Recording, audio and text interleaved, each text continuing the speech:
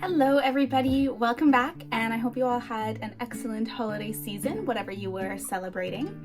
This video is the first in a little mini series that I'm going to be doing that goes through all of the basic movements that you would see in exercises at the bar or in the center. So they're not necessarily things that you would put into a routine. These are more strength-based movements, but I might do those bigger, more showy, we'll call them, allegro and grand pas movements that you would see in variations and things like that.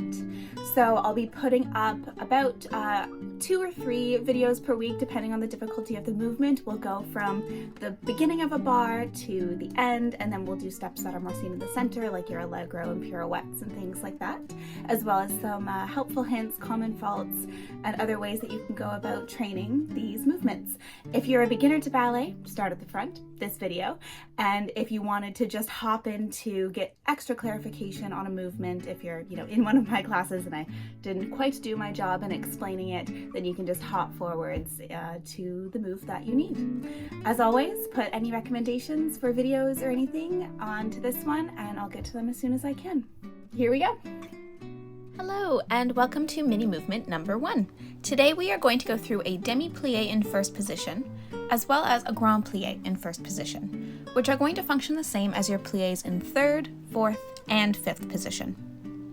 So why does ballet always start with pliés? We are warming up the knees and the muscles of the leg with slow, controlled movements. These muscles include the quadriceps, most of which run from the hip to above or below the knee, the hamstrings, which run from underneath the glutes to the knee at the back, and the calf that runs from the back of the knee to the heel. If you're tight in any of these groups, I would recommend some light stretching first, including this little calf lengthener here, or quad lengthener, being sure to hold onto the ankle and not to the foot. You could also do a forwards bend for those hamstrings, keeping the knees unlocked. After this, we're going to move into our first position. With hands on the waist, we're going to inhale and let the knees open to the side, keeping the toes and heels firmly planted on the floor. With the muscles in the back of our legs, we are trying to rotate the knees outwards on the descent and keep this rotation active on the ascension. We increase the turnout and maintain the turnout. Traditional arm coordination is going to move out to demi-second on the descent and back to fifth en bas or bras bas on the ascension. That's our demi. In a grand plie, the beginning of the movement is the same. Lifting into our ballet posture, we increase the turnout into a demi-plie. Without the pause I show here, we continue down towards the floor, lifting the heels only as much as is necessary.